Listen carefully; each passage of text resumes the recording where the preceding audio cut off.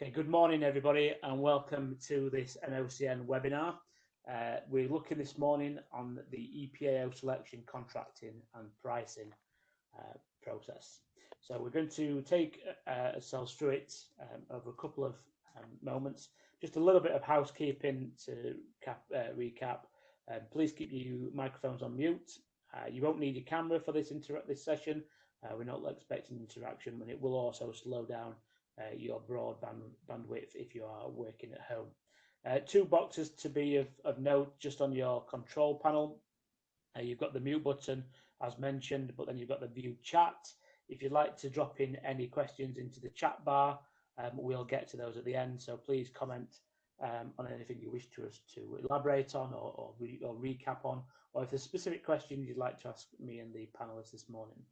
So just before we start, my name's Thomas Burton. I'm the Director of Apprenticeships here at NOCN, and we've got Nicola Scarf on the call. Nicola is our EPA contracting manager and responsible for making those arrangements. So both of us are going to be taking you through the webinar this morning. Just to give you a broad outline of the agenda, we're going to be looking at NOCN as an introduction first of all, just about who we are. And then we were going to work some key considerations about EPAO choice, why it's just not the same from the awarding body, commercial elements and funding rules. Particularly, we're going to recap a lot of funding rule requirements this morning, just to make sure that we've got a bedrock for our delivery and why those are important in terms of selection and delivery. How much is the EPA and why that's important, and some of the considerations around contracting. We're going to try and touch on start volumes and gateway volumes and why that's important. And we'll also just recap some of the terminology around resits and retakes in terms of failures. And then hopefully we've got a question and answer session this morning. So you've got both myself and Nicola on the webinar. So if there's any questions for either myself or Nicola, you can direct them through the chat bar. Nicola, as you can see on camera, will be helping support me in terms of any questions. So we're going to kickstart off and get processing, but also just to let you know, we will be recording this live. So another reason for you not needing your cameras on this morning, and this recording will be published on NOCN's YouTube channel and NOCN's website, which will allow you to access it and share that to colleagues and other people in your organisations in and around the things we may talk about this morning. So please drop those questions into the chat as you feel free, and then we'll pick up those during the end of the webinar. So just a brief intro about NOCN and endpoint assessment. We've been delivering EPA for 4 years. We've got over 60 standards approved by the Education Skills Funding Agency, and we've supported providers over the last 4 years, working alongside them to understand gateway requirements. We also work very closely with the Education Skills Funding Agency, the ESFA. We also work with lots of different trailblazer groups and relationship managers from the Institute for Apprenticeships and Technical Education. And we work with lots of EQAOs, EQAPs, to ensure that our approach to endpoint assessment is pragmatic and above all robust. As mentioned, we spend a lot of time with trailblazer groups, understanding the requirements of the employers and the design of the assessments to make sure that our processes are clearly aligned to those expectations. And we do work across what we call cross EPAOs, so endpoint assessment organisations, with other EPAOs in the sector to make sure that the approach is broadly standardised. And we also involve the AELP, Association of Employer Learning Providers, SIGs, which is special interest groups, to make sure that standardisation and cross-working practices are key. So our approach is one of pragmatism, and that's why we do these webinars and try and get our communications across nice and verbally and straightforward. It's new to a lot of people. Closure of frameworks on July 31st, 2020 meant that we've got a lot of providers and colleges and HEIs coming into the endpoint assessment and standards delivery space than we've ever had before. So it's new for all people, especially EPAOs, and it does require baby steps for all parties on some occasions. It's a pragmatic one. We've got to overcome challenges. Often with assessment plans, they're not clear, they're not defined, so we have to be pragmatic and work to overcome those challenges. And we do provide lots of employee support and make sure that during our EPA delivery, the employer as well as the training provider is well versed in understanding. We spend a lot of time doing training and CPD events such as this to make sure that our assessors and our endpoint assessment programs and our work with providers and employers is understood and is prepared in a manner that can be easily understood by the stakeholders in the program. And preparation and practice, we spend a lot of time going through what EPA is and making sure that the apprentice, the employer and the provider know it's a formal examination process of the skills and the competence and the knowledge and behaviours that the apprentices gain during our programme, and making sure that EPA really is understood in terms of preparation and the development of assessment craft, which the apprentice needs to consider. So that's just a little bit about NOCN. So we're going to work on EPAO selection this morning. So we put a broad roadmap of some of the key stages into the selection of an EPAO. And I've highlighted in some red boxes just some of the key cornerstones or landmarks in that process. So we're going to just go through it, but we're going to break down some of these in our session this morning. So first of all, identify the standard which you want to deliver, and that may seem like an obvious first step, but often people will be delivering or have delivered frameworks, want to move on to standards, and often don't realise that the two are very different. So identifying the standards and understanding your initial advice and guidance process as a provider or an employer. How do you take on an apprentice and in what standard? Reviewing the standard and requirements for that apprenticeship. Often we have lots of organisations that just roll over their framework delivery straight into the delivery of an apprenticeship standard without really unpacking what the requirements are or what the structure is or what are required in terms of competencies. So making sure that as a provider you're reviewing the standard. And then engagement with the employers who have selected you as a provider. We do see lots of employers just expecting more of the same, much of the same in terms of delivery. But as I mentioned, standards are different. They're completely different from a framework. They've got different requirements in terms of achievement and on-program achievement. So certainly engagement with that employer who have selected you as a provider to understanding what the requirements of that apprenticeship standard are. And then identifying which EPAO is approved for the endpoint assessment for that standard. So not all endpoint assessment organisations do all endpoint assessments. So working to look through the register of endpoint assessment organisations, aligning the standard that you wish to deliver with the endpoint assessment organisation which is approved is a key first step in terms of working with an EPAO to identify what's going to be delivered.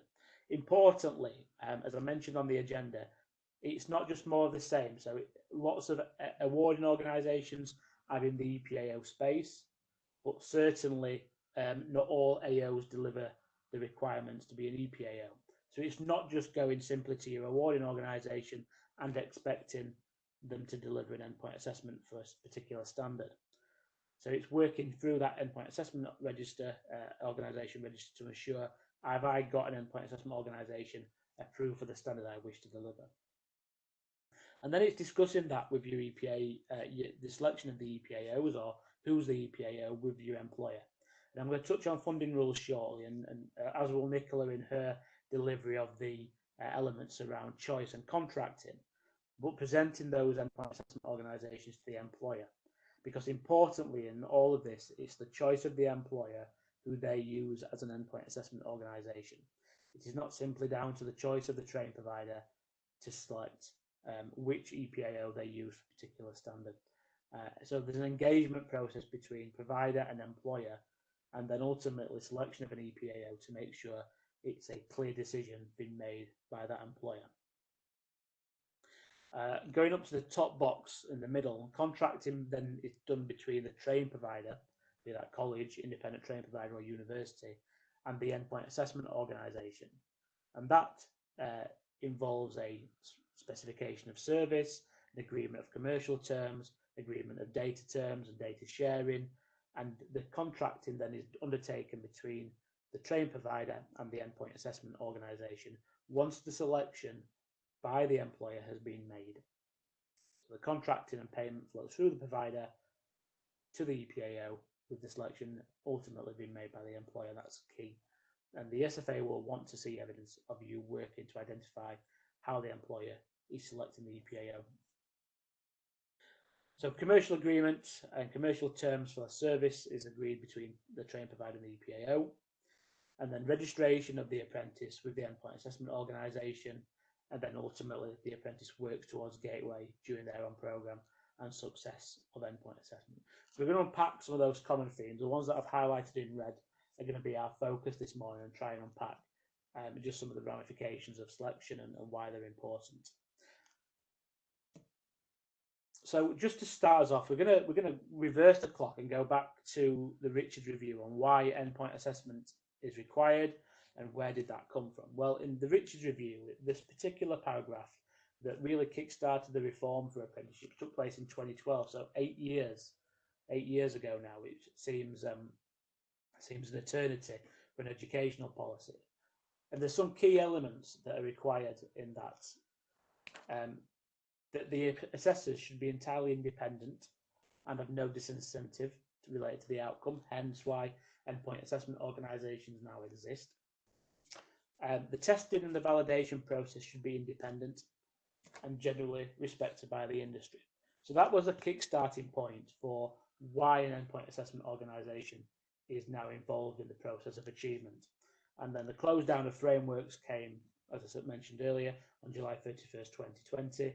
And that really has now incentivized a lot of people to move away from that historic delivery model into standards and review. So the Richards review is a starting point, importantly, for the all, because it sets the scene in why we've now got this independent endpoint assessment body coming in and reviewing the knowledge, skills and behaviours that apprentice gains on programme. So just on that then, we've now got an Institute for Apprenticeships and Technical Education, and this is the starting point for all of our discussions in terms of just how and when we're going to be delivering a standard. So importantly, if you've been delivering frameworks and been used to delivering frameworks, we're now in a world where standards have overtaken those. So your first port of call as a provider is identifying which standard you wish to deliver. And you may have historic delivery of frameworks or historic delivery of competency programs, NVQs, BTECs, GMVQs if you go right back. And you may now want to be thinking about, well, I want to try and transfer that standard, that framework to a standard. So where do we start? So importantly, as a provider, I'd be starting on the Institute for Apprenticeships and Technical Education website.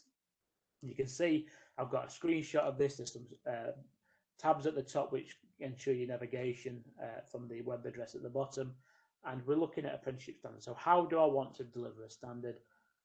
You can go into these. There's a search function and a filter function on the left hand side, and you can find out as a training provider what's involved in the delivery of this standard.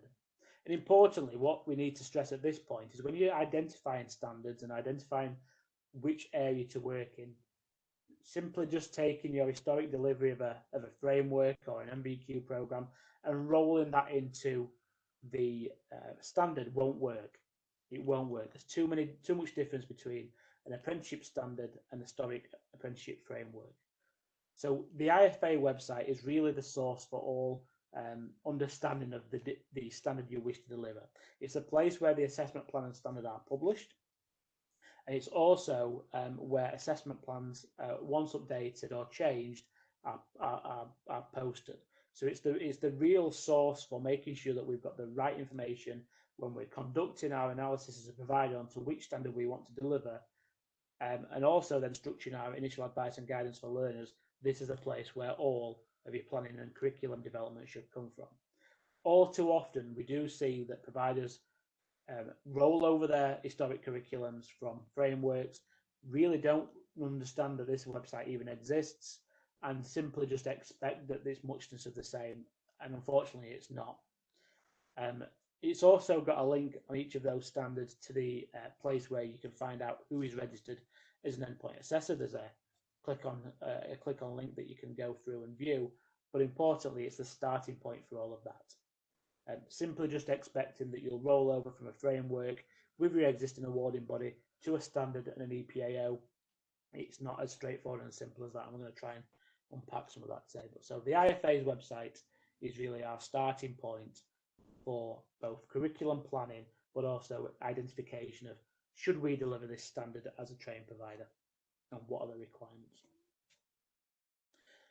So just to slightly unpack and slightly go off tangent on curriculum, and I've got another webinar that we did last week, which is on YouTube, and you can see that it's on NOCN's YouTube channel. And this is just a slide that we've taken from there.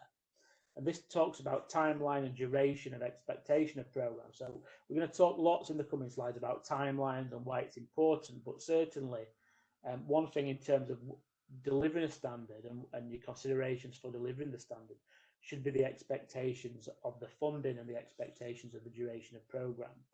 So as you click into each of one of those standards on the IFA's website, you do get lots of information on the right-hand side of that page, just what is the makeup of that standard. So you can see the leveling, you can see if that apprenticeship standard is ready for the delivery, you can see the route, you can see the typical duration, and I'm going to touch on that in a second, and you can also see the maximum funding allowed, plus who currently is the EQA provider.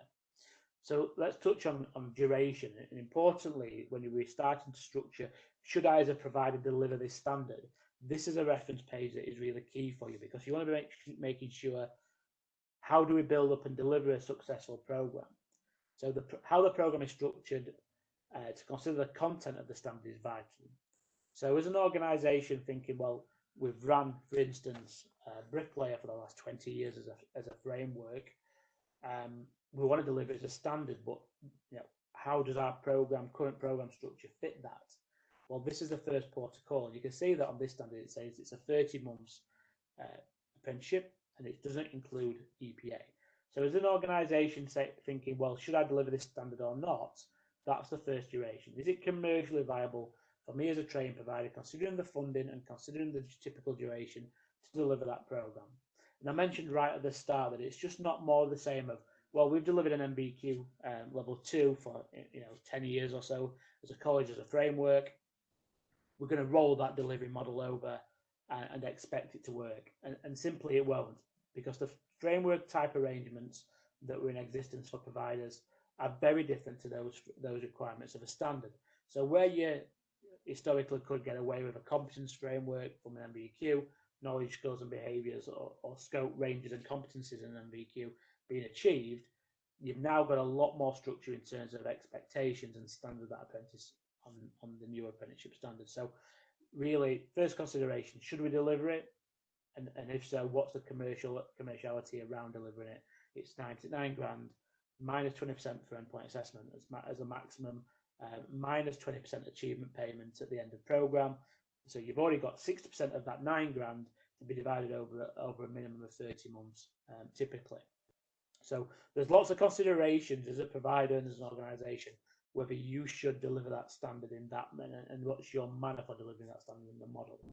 And then you start building down into individual apprentices and what they need in terms of their typical durations and duration of the program.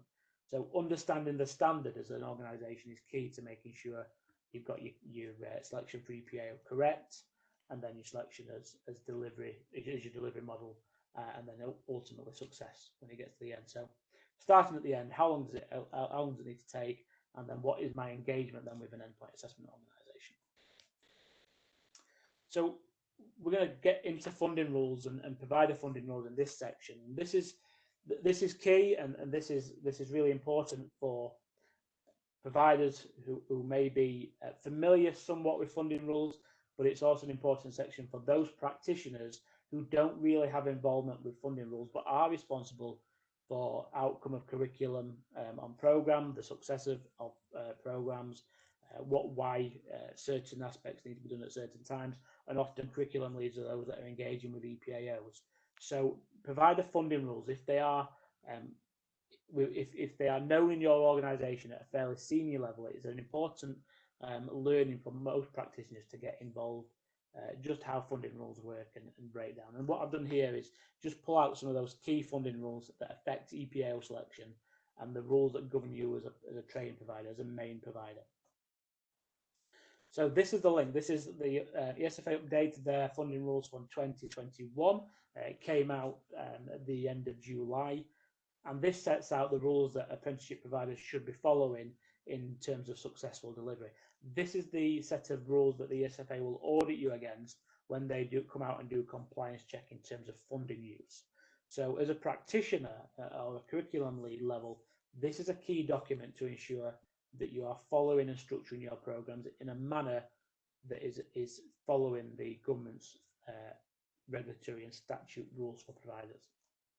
So as I mentioned, we pulled out some key ones in terms of EPAO selection. And I've tried to put them in an order that is easier to understand than what they're published, because it does sort of make the process a bit convoluted when you're trying going backwards and forwards in those provider rule sections. So I've tried here just to try and put them in some kind of succinct order. So we're going to start with Rule 169. So first of all, we talked in that flow diagram, whose responsibility is it? So as I've highlighted in orange here, is the responsibility of the employer to select the endpoint assessment organisation and negotiate the price within the funding band for that assessment. And that you, the provider, then must contract with the endpoint assessment organisation which have been selected. So in my initial agenda for this morning, I talked about it's not just more of the same of rolling with your awarding organisation that you may have done for the last 10 and sometimes longer years. You need to ensure that the employer is first of all happy with that offer. And often you may find that awarding bodies, awarding organisations, do not cover the EPA, the apprenticeship standard, which you are starting to deliver on. So the first check, as I mentioned on that roadmap, is do the endpoint assessment organisation that you're looking at, do they have that standard? Do they cover that standard? Have they been approved by the ESFA? And as this rule mentioned, once you have been selected by the employer, the provider will lead the relationship, including where you subcontract that delivery of apprenticeship training out. So as a prime provider, as a main provider, you are responsible for payment and contracting with an endpoint assessment organisation, even where you subcontract that delivery out. Really important point. You are funded by the ESFA to have the responsibility contractually for that successful delivery of an endpoint assessment. But key, and you have to evidence this to the ESFA when they come and audit you, is how has that employer engaged with that endpoint assessment organisation? How have they negotiated the price for EPA, and how have they been able to select it? And the ESFA take a very dim view on providers that don't engage the employer in that selection process and just select the EPAO or AO that is an EPAO that they've always used. They do frown quite harshly on that. And the sort of sub-paragraph to this first funding rule is that the employer, through their apprenticeship training, through their apprenticeship levy account, will pay you the entirety via the SFA for that apprenticeship, and then you will be expected to make payment to the endpoint assessment organisation. And the written agreement that Nick was going to talk about later on identifies just who and when and where that can take place. Importantly, it talks about information that is required at this point. So you've got in there arrangements for retakes and payments, arrangements for change of circumstances, delay, or the cancellation of endpoint assessment. So these first contracting conversations that you will have with an EPAO are really key to make sure that you're outlining your expectation from that EPAO in terms of delivery, what the EPAO is going to charge you, the cancellation and payment terms they may have, and also any fees that are related to those. So that first opening gambit of who's selecting the endpoint assessment organisation, how much they're going to charge us, and then what is then the expectation into requests for EPA certification, resits, payments is all key. So 169 is our key opening funding rule, and again, all these can be referenced back in that link we sent you, but we're going to try and unpack them a little bit easier to understand. So 169 is our first starting point about the selection and who the responsibility is falls to. So we're going to go then back up the funding rules. So what have we done once we've selected or identified the EPAO with the employer? So we're going to go back to funding rule point P4. So the main provider has the overall responsibility for all the training and on-program assessment conducted. So importantly, and this is a key sort of explanation of the relationship between an EPAO provider and employer. We're almost the driving instructor and the test centre at this point. The driving instructor has the overall responsibility for teaching the new driver all of the requirements of the road, the reverse stop, the emergency stops, reverse parks, reverse round the corner, parallel parks. They have a responsibility for doing all of that training and any on-program tutoring, getting them ready for the theory test and hazard perception, and then the contractual relationship with the driving instructor and the driving DVLA to make sure they're in for a test is then one between the apprentice and then the new driver and the test centre. Similar situation we've got with EPA. The provider has a responsibility for all of the training and on-program assessment. So whether that's functional skills or mandatory qualifications, they are required, and the subcontractors are required then to make sure that that is explained through the contractual relationship with the employer. Then the endpoint assessment contract between the provider and the EPAO organisation, again, is the responsibility of the main provider. So the selection comes from the employer, the contractual relationship then comes from the provider and the EPAO, and it's the provider's responsibility to make sure that all of the on-program training and assessment is being conducted by themselves. And it just says here the payment for that endpoint assessment then is through the main provider. So that relationship between EPAO and main provider is key. Just on then, so how does that work? How do we then move it on to the next stage in terms of that roadmap? So P80, you must give accurate, unique learner number for all your apprenticeship to the ESFA via the ILR. And this is key. This is where in the ILR, there's a selection field for the EPAO, and I'm going to touch on this shortly. But first of all, once we've identified what standard, we've identified with the employer who the EPA will be, we've identified that we need to have a contractual relationship on behalf of the employer. We then need to start making sure that the ESFA are aware of that. And that's by making sure under this P80 rule that the learner number that's attached to each individual apprentice is then given via the ESFA's ILR portal, so that they can start aligning the data from the apprentice to the data the EPAO needs.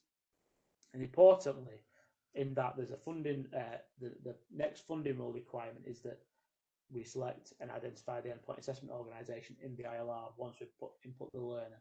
But importantly, that P4 identifying there's a contractual relationship then between the employer, the provider, and the provider and the EPAO for delivery of the entire apprenticeship standard. So P165, moving right on then into, we've selected the endpoint assessment organisation, we have a contractual relationship. What then do we need to do with the apprentice? So a couple of points in this 165 rule. So once we've identified that an endpoint assessment organisation is going to work with us as a provider, we've got that contractual relationship, we need to select that endpoint assessment organisation in the ILR. We've got to input the negotiated price with the endpoint assessment organisations, and those can be only negotiated with those organisations who are on the ROEPAO, so the Register of Apprentice Endpoint Assessment Organisations will be funded. So again, as I mentioned on the agenda, it's not just more of the same working with your existing AO. They need to be an organisation which is on the ROEPAO against that standard. So just don't presume that because you've had a relationship for delivery of an apprenticeship framework, that apprenticeship framework relationship will automatically roll in to the relationship for the standard. It's complete new relationship, complete new commercial agreements, and they can only be named as your EPAO if they are on the ROEPAO for that particular apprenticeship standard. And as P166 says, you, the provider, are required then to complete the ILR field for the assessment price and endpoint assessment organisation identifier. So there's a number that each of us have, and NOCN's is 0014, and you have to put that into the ILR, or whoever's the EPAO identify into the ILR, so that you can start generating funding and the ESFA know who the employer has selected as that endpoint assessment organisations. You cannot, and importantly, where the last sort of sentence is, you cannot complete that field prior to the contractual relationship and price being negotiated with the endpoint assessment organisation. So the ESFA will expect you to upload evidence through the ILR evidence return of how have you contracted for your endpoint assessment, and who have you done that with and what is the price. Going back to the headline rule 165, at least 3 months before the apprentice reaches gateway, you have to do this. So unfortunately, we do have all too frequently providers that come and join us or reach out for us to deliver endpoint assessment, and they're a week from gateway, or they're at gateway now. And the funding rule requests you as a provider to 165, as it says, 3 months before that apprentice reaches gateway. You have to select the EPAO, you have to negotiate the price, and you have to have completed the ILR field to ensure that the SFA know who you are using. And the reason why that's significant, in June 2019, the SFA changed their error rule in the ILR. So the field is EPAO org ID 01. Very technical, I appreciate, but this is the validation rule that was used to get a warning. So this is the field that we talk about putting in the EPAO identifier and the price. And if it's not in there from the 5th of June 2019, it will now error from return 12. So if you have a person on program for 15 months, by the 12th month anniversary of their start date, you have to ensure that the EPAO org ID, NOCN would be 0014, is entered into the ILR, and the price for that EPA is also entered. If you record an EPAO that has not been approved to carry out endpoint assessment for that standard, so you just simply rolled over the relationship with your existing AO and they're not registered or approved by the ESFA to deliver that standard, it will fail validation. So simply just selecting your existing AO against a standard without a contract or price means it will fail the validation within the ILR file. And why that's significant is really one of the last 2 bullet points we really want to labour on here. The result of that is that you will not be paid for those learners on that R12. So funding will cease if you don't do that at that point. And all learners, and this is from 1819, now we're in 1920 and onwards, will be recovered. So significantly, there's 2 rules. That first one, which talks about you need to enter the EPAO org ID by 3 months before gateway, but as a minimum 12 months before 12 months after program has started. The SFA will claw back funding, and it's all funded that they've been on program. So please make sure that you record the endpoint assessment organisation correctly in the R12 data by the end of the program, and at least 3 months before gateway. So if you have a learner that's on a 13-month program, you have to, at least 3 months before that 13-month, record the ILR, in the ILR, the EPAO org ID. If they're on a longer program, maybe 2 or 3 years, by the 12th return, so the 12th month of the program, you have to have selected. So it's either 3 months before gateway, or it's 12 months as a minimum if you've got longer programs. Really important. We've seen lots of providers over the last year fall foul of this error rule and that EPAO validation requirement, and had funding stopped, had funding ceased, and clawback muted. So please make sure as a provider you're identifying early with your employer who is going to be our EPAO and why is it important that we get that into the ILR nice and early. So then what then happens in terms of funding and EPA requirements? So 161, the apprentice will not be able to achieve their apprenticeship without endpoint assessment. And this is where we sort of see lots of providers getting confused about, well, do we really need to do EPA? Is there any point in EPA? What happens if my apprentice has an MVQ and then they decide to leave? Why is it significant? And it's significant to providers for a couple of reasons. One is that the apprenticeship in essence is not achieved. So your success rate as a provider is really determined by all of your apprentices getting through gateway and attempting EPA and finishing EPA. So your success rates, the national benchmark of success rates, is linked to your apprentices going through Gateway and attempting their EPA and hopefully achieving. So it's significant. It's significant because we get lots of providers that just say, we're going to take the funding, we're going to deliver the MVQ, we're going to get them a competency card, they're going to go out onto an employer's site or start work. And does endpoint assessment really matter? And unfortunately to the provider, it really does matter because you'll be well judged by the SFA and Ofsted in your success rates of standards. Just while we're on about success rates, the old timely achievement rate and benchmarking is no longer a thing. It may well be one day, but at the moment it's no longer a success measure of your program. Because the ESFA and Ofsted understand that an apprentice may take time for resits or may need more support in and around Gateway from the provider. So the timely element to an apprenticeship success doesn't really get judged anymore, but overall achievement of your programs will be scrutinised by the SFA. And again, if your overall achievement rate drops significantly over a year and through your QAR and your SAR, it's not easy to identify why that success rate has declined. It will trigger interventions from Ofsted and the SFA. So 161 is a really important funding rule when you're selecting your EPAOs to make sure that you've got somebody assigned to them as an endpoint assessment organisation to make sure that there's an achievement mechanism at the end of the programme. And then the other jeopardy rule that we have for providers within achievement of endpoint assessment and why you need to select an endpoint assessment organisation nice and early is Rule 219. So this is related to the commerciality and funding of an apprenticeship, and at the moment the funding is split down into a couple of pots.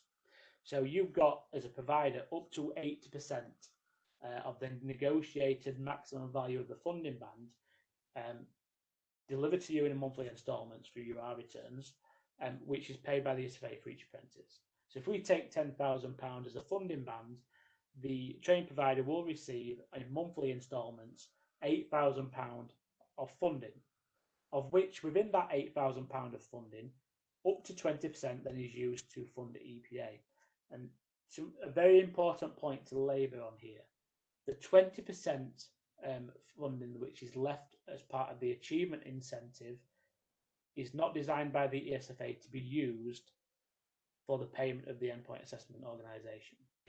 The payment of the endpoint assessment organisation is to come out of your 80% negotiated price out of your monthly instalments during the duration to be paid to the EPAO. The 20% achievement incentive payment, which is held back until EPA is undertaken, is done to make sure that you as a provider have an incentive to get your apprentices all the way through. So 80% on programme funding, which includes EPA, and 20% is held back until EPA is undertaken, is how your funding is split down. So importantly, as a provider, if you've not got an endpoint assessment organisation assigned, allocated, contracted with all of those either 3 months before Gateway or 12 months on programme, or even at worst when we have providers coming to us who have not even assigned an EPA to them before Gateway, that 20% achievement funding that you'll receive as part of your overall funding agreements will never be paid to you if your apprentices don't go through EPA. So the selection and the requirements of an EPAO and that inputting that into the ILR is a significant step. So 0.219 and your funding and how that's split down is key to understand. Sorry that this is a bit heavy funding, but I've tried to break down these so you all understand. So apprentice completion. So as I mentioned, P222, the SFA will pay the remaining balance of the total negotiated price up to the maximum funding band when the apprentice has undertaken all the relevant activities to the apprenticeship, including all elements of EPA. So that, just to reiterate my point, that the separate Rule 222, it will hit a provider significantly if an EPAO is not assigned early enough in terms of funding clawback after R12. But importantly, if you're getting to the end of your programs and you're expecting apprentices to roll off in a timely fashion that meets your commercial requirements of your organisation, regarding the 20% funding achievement payments, no achievement, no EPAO assigned early enough will have an impact on just how quickly you get your incentive payment at the end. So 222 funding rule is really key. Remaining balance, the 20% from the overall funding agreement will be held back if your apprentices do not undertake all elements of EPA, completing all elements of EPA. So I'm going to pass over to Nicola Scarf now. Nicola's our EPA contract manager, so I'll get Nicola to give us a little bit of introduction about herself, and she's going to talk you through some of the specifics around contracting and why, and just some of the key touch points to think about when working through that initial selection and then that legal contracting bit for delivery of service. Nicola. Thanks, Tom. Hello everyone. I'm the EPA contracting manager, and my role is predominantly being the point of contact for you, the training provider, throughout the duration of the contract. These following slides are more some points of consideration when you are entering into a contract with an EPAO. Obviously, I'll talk from NOCN's perspective, but crucially, some of the points here are things to be considered, so that when you are having those discussions with the employer about choosing the EPAO, that you're aware then that there is a contract to go through, and the following points that I'm going to mention are to be considered so that the contracting process goes smoothly, really. So this first point is, it sort of goes without saying, but give attention to detailing. We've just heard from Tom about funding rules, and very few people can quote specific funding rules, yet we're all compliant with them, or have to be compliant as a provider, being on the register with the SFA, or as an EPAO with our conditions of being an EPAO. So it is down to the detail to understand what you're actually agreeing to. So it does seem very basic and very obvious, but sometimes the detail within an agreement can really outline or highlight some things that you might not have considered. So although it goes without saying, you should pay attention to the detail, and where you don't understand any of the points, or you might want a legal representative to look over it for you, but you must read it carefully. Next slide. So one of the key areas, I think, when working with providers is factoring in the time.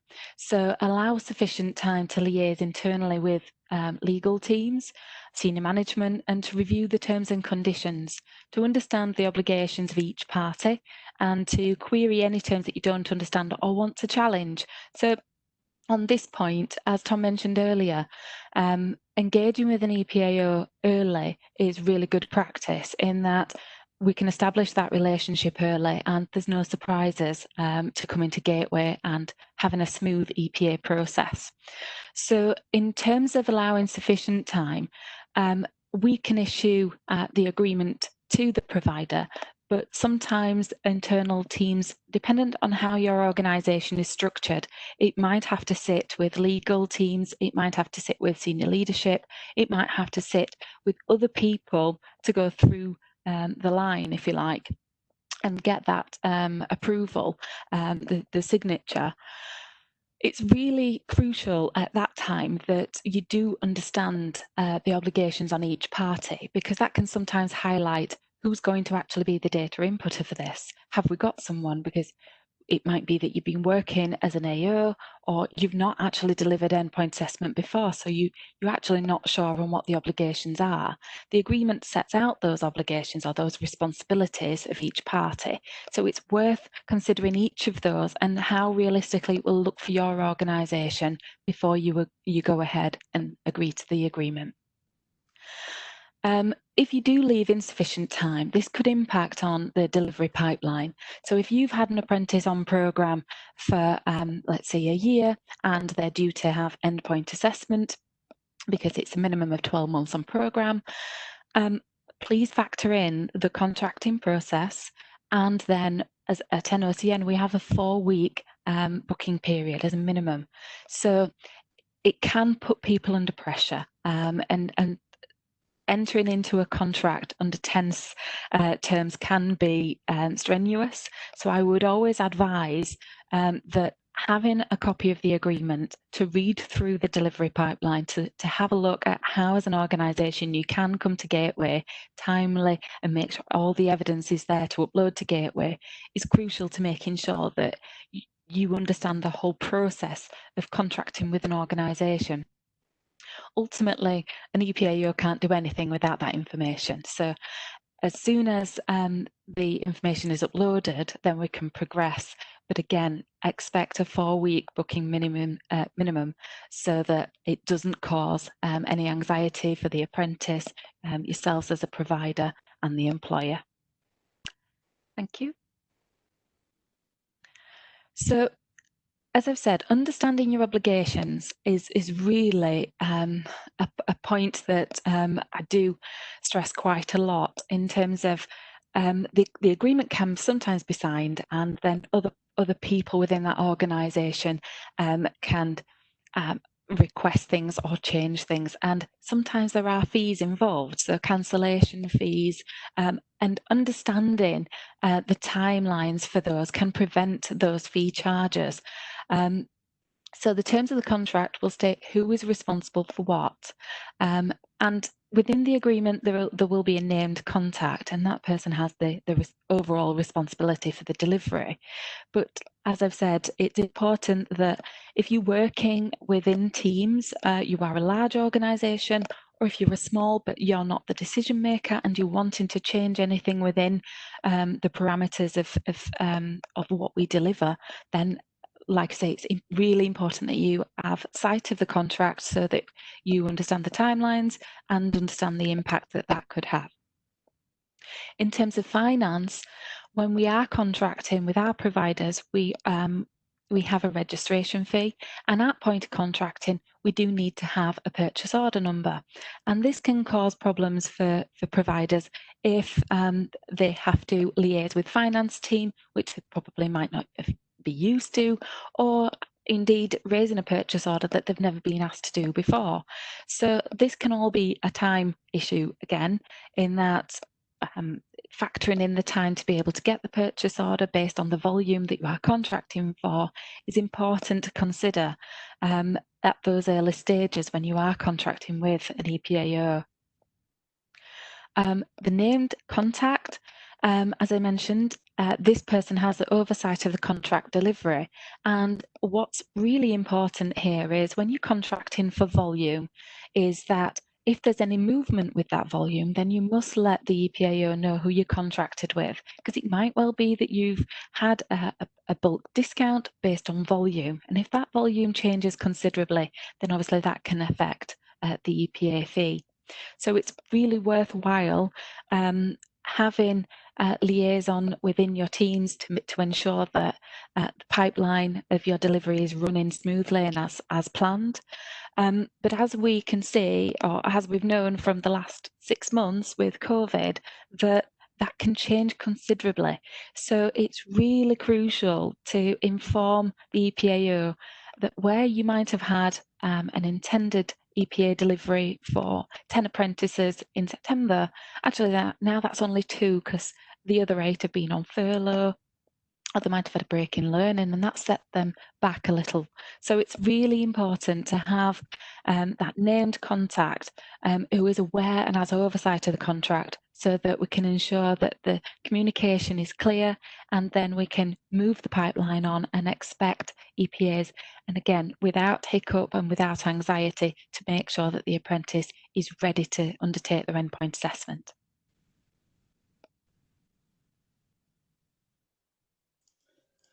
Thank you. Thank you, Nicola. Great coverage over that. Just our next sort of topic of conversation and discussion on this was preparation for assessment, and certainly what's significant and important in the whole flow of where we go with contracting and the EPAO selection is just some of the other things that you need to consider when making that decision. So obviously we've got requirements of an apprentice to be ready while they're on programme. That's the revision of those learning outcomes and making sure that KSBs gain from delivery of a programme are a suitable and a suitable standard for that EPA. So considerations around selection of EPA must need to include, well, what practice and mock activities is available from that EPAO to use within Gateway to get that apprentice ready. And that could be mock exams, discussions, practice observations, portfolios, research assignments. And importantly, because they are an assessment piece, they will take place inside Gateway. So don't be amazed if an EPAO turns to you and says, well, actually, that's a gateway and on activity rather than a teaching and learning activity. Importantly, the SFA funds training providers, be that college, independent training providers or university, to teach and deliver the KSBs that are on that apprenticeship. The mock, the practice activity are all gateway and EPA preparation and inactivity. So there's a dividing line in who's responsible, as Nicola mentioned, for which part of this element. And then it's EPA delivery. Often contracting and EPA selection will be dictated to by the content of the assessment plan. So as it mentions in that middle box, EPA is defined by the published assessment plan from that IFA page. So really it's the EPAO in the contracting may be very limited in how they discuss and offer the solutions for logistics in the EPA, because it may be absolutely defined by the assessment plan. And that could be, for instance, a time window for completion, so that assessment starts on day X and must be finished by 3 months, or the order that apprentice EPA is delivered in, or maybe it's just how certain things have to happen in order. So submission of a project, submission of a portfolio, the sitting of a technical knowledge test or multiple choice test, the practical observation or discussion. So often the definition is done by the assessment plan, but there's also elements that are defined in terms of times and completion requirements. Then individual grading comes part, and then this is going to feed into the resit box in a second, but the review individually of how an apprentice is graded and how they are marked, and of course independently conducted by the EPA. So all of the factors in terms of selection, use of a standard, what we're preparing for Gateway is key, because it does identify within the assessment plans things that the provider needs to think about even before we get to contracting. How is this going to work? Who's going to pay for these elements, and at what point? And then the results, the resits, the retakes. Success results is the name of the game and what we should be striving for as a provider in the EPAO. But unfortunately, jeopardy is built into this system. Failure is a key fact that we cannot get away from. So there will be a point where an apprentice will fail. And that is unfortunately inevitable because it's designed within the system. Hopefully, all elements are achieved. The EPAO will request the certificate from the Education Skills Funding Agency. But if an element is failed, then resits is the terminology we use for individual elements, is a resit. A retake is the entire process. So some assessment plans, therefore some contracting and negotiation is specific per apprenticeship standard. So some instance, for example, if multiple elements are failed, then there's a retake requirement of the process. The whole kit and caboodle, the whole shebang needs to be retaken. Both resits and retakes are additional commercial fees that are often overlooked in terms of negotiation with the employer into how much funding is required for this apprentice. So contingency thoughts and planning for failure is a key element as an organisation you should be thinking about. What happens if my apprentice fails? What is my resit negotiation? What have I agreed in my contract with the EPAO? How much will it be? What's the notice period? What's the invoice period? What's the invoice process for a resit? And how can I make sure that my apprentice has the mechanism to get back into the process? As we mentioned, resits, nobody wants them, but they are a fact of life. So importantly is understanding that as an organisation, just what a resit is. And within that, although it's not as specific as a resit or retake, it's things like cancellations, rescheduling. That all comes with administration charges and all comes with administration fees for any EPAO. So it's important that as well as resits and retakes, you're aware of cancellations or rescheduling changes, which then may affect.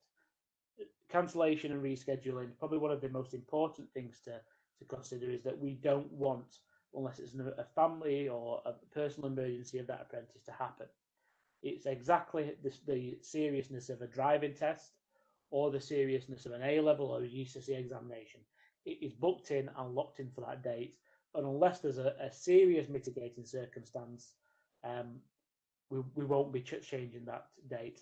And if we do have to change that date or cancel that date, there will be a charge, and that's similar for most endpoint assessment organisations. So making sure you're clear with your EPAO provider, resits, results, and retakes and cancellations is key. Because all of that contingency planning will make, as a provider, your life a lot easier at the end of your programs if things do go wrong. Retakes, just to finalise, retakes are not frequent. They're not that often built into assessment plans, but we do have some standards where the Trailblazer Group and therefore the IFA say if an apprentice fails 2 or more attempts at a certain element, then they have to restart their apprenticeship all over again. And that seems immensely harsh. And as I mentioned, it doesn't happen in a lot of standards. But you have to be aware of that from a training provider point of view, that they will have to go back through the whole process again if they fail some standards. And that can be extremely disheartening for the provider and ultimately the apprentice. So making sure that when you are working towards a gateway, that the jeopardy of failure around EPA is taken immensely seriously, because there will be, on average, 2 out of every 10 candidates that undertake any EPA need a resit of some description. So it's key to building that contingency planning in terms of your own organisation.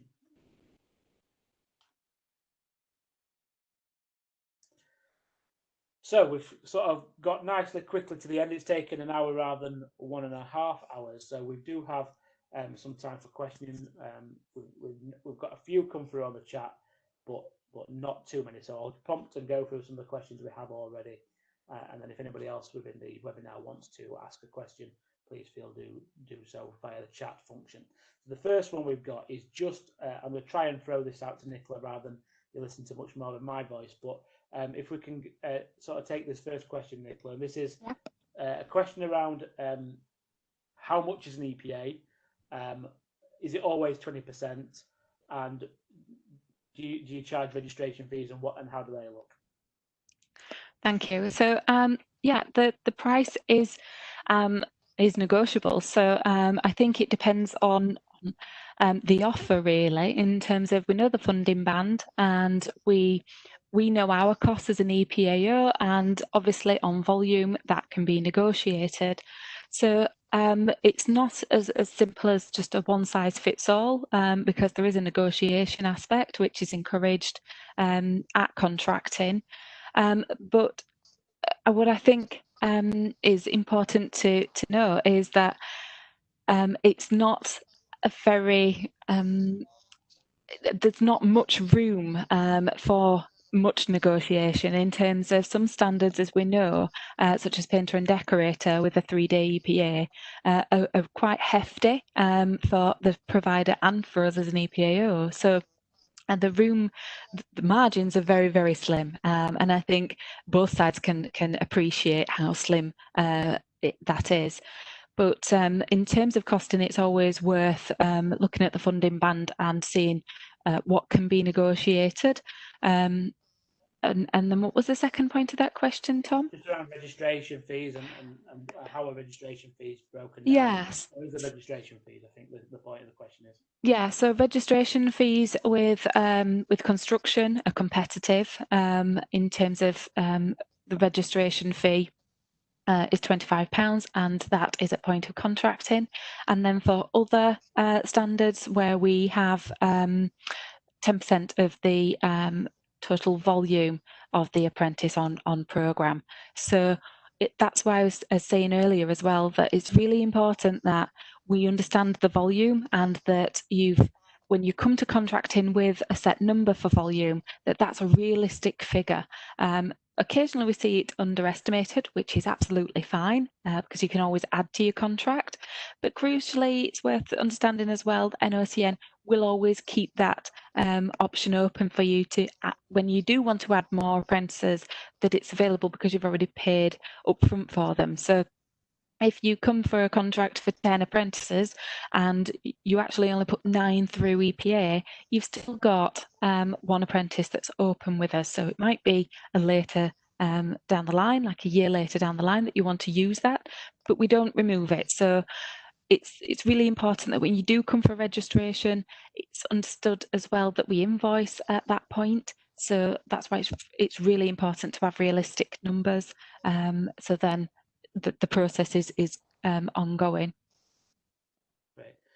Next question we've got is just for me to recap and clarify selection time. So I'll just go back over that. So the 2 main rules that we've got for EPAO selection and the time cutoff when the ESFA want you to do that by.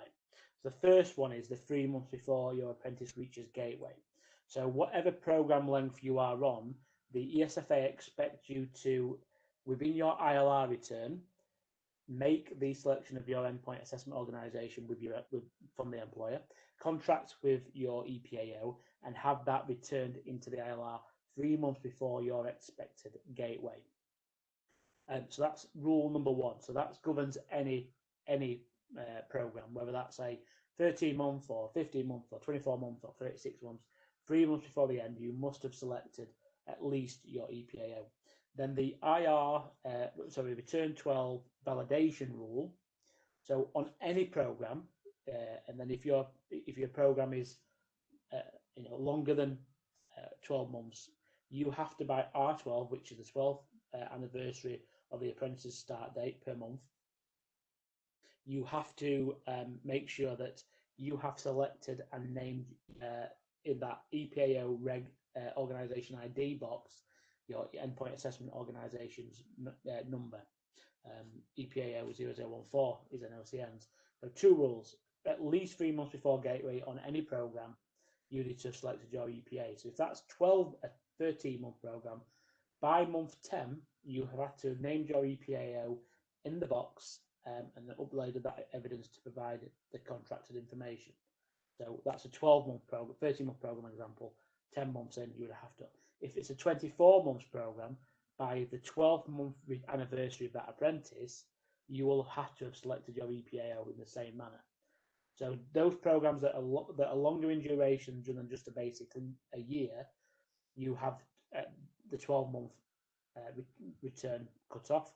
If your program is 13 months or 12 months in length, or a year and a week in length, you have to, at least by the 9th or 10th month of that program, selected your EPAO. So the 2 definitions are the same rule, really. It's just depending on the length of the program.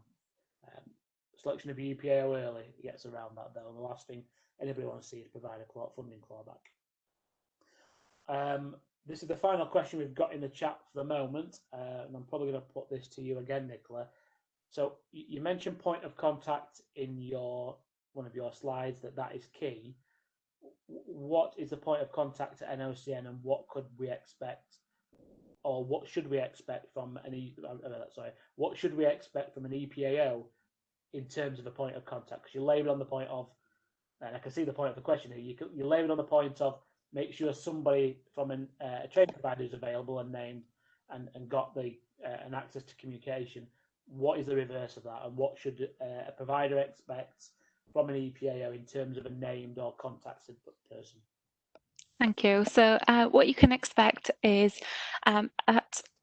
within the agreement, we have details around meetings for these updates. So we can have monthly meetings or quarterly meetings, but it's really dependent on how early we contract, and then when the delivery is, because we do have engagement with providers really early on in a program, and they're not coming to gateway for 2.5 years.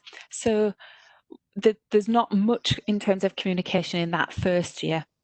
And then as we see the pipeline coming closer, as in we're moving towards Gateway, we'll generally have more contact in terms of the first time coming to Gateway. It's that reassurance.